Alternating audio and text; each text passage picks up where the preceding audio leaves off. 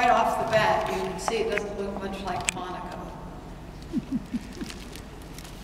Looks more like New York City to me.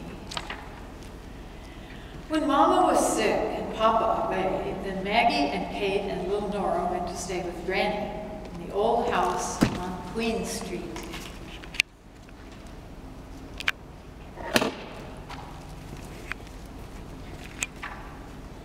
There was nothing to do, and Granny always said no. "Can we take a walk?" asked Maggie. "Oh no," said Granny. "It's safer inside." "Then can we play on the fire escape?" said Nora. "No, no," said Granny. "You might fall." "Well, then can we tie a rope around Nora and let her down the laundry chute?" said Kate. "We'll be careful."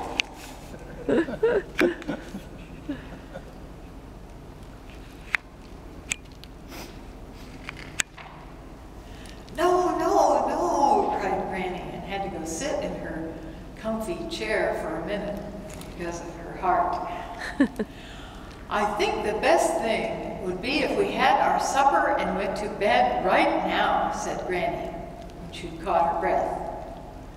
"But tell us at least," said Maggie, "of a long time ago when you danced with the prince in fair Monaco." Granny almost smiled.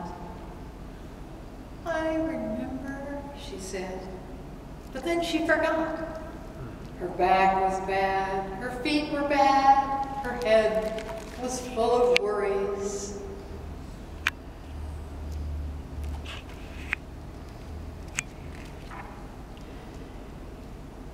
Here is the door where the burglar wants in. There is the street where the bad boys play. At the foot of the garden, a train goes by. It carried off Aunt Gertie to a fate worse than death. And oh, the gas man and electric man with their terrible bills.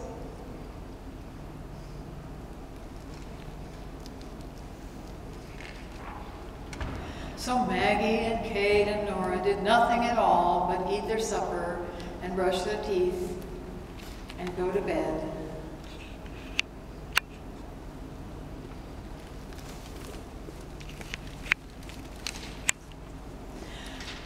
That night, at the very darkest hour, Maggie woke up and said, "I cannot sleep. Too many feet are in this bed."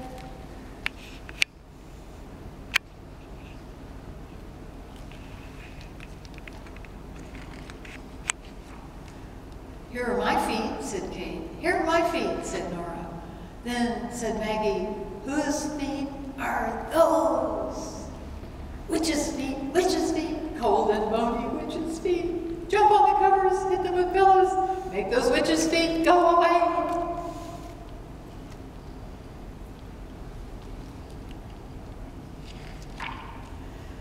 "And now," said Maggie, "we'll see if those witches' feet are really gone." And down they went under the covers where the sheets are clammy and cold, and up they came in the witch's bed where the granny witch was fast asleep. At that very moment, the bed gave a lurch and floated out the window onto Queen Street.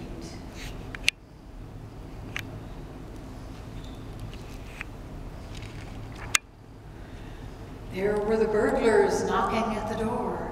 There were the bad boys playing in the street. At the foot of the garden, a train went by, and oh, the gas man and the electric man with their terrible bills.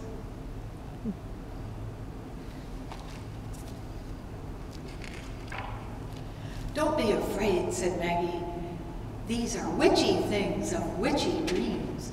We must have our own dreams and make these witchy things go away."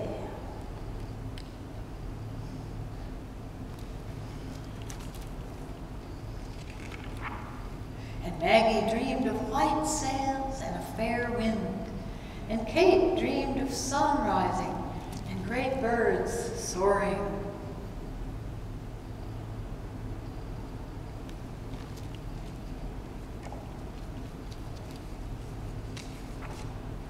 And Nora dreamed of pancakes and syrup and donuts and tea in a garden of flowers near a house by the sea, until they all tumbled down into Granny's bed in the morning.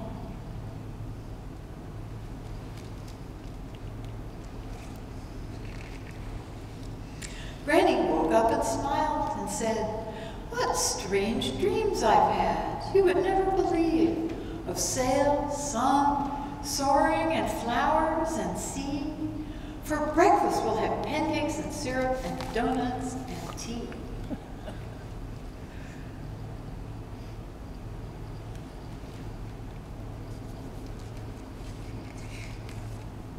And I'll show you the dance I learned long ago when I danced with the prince in fair Monaco.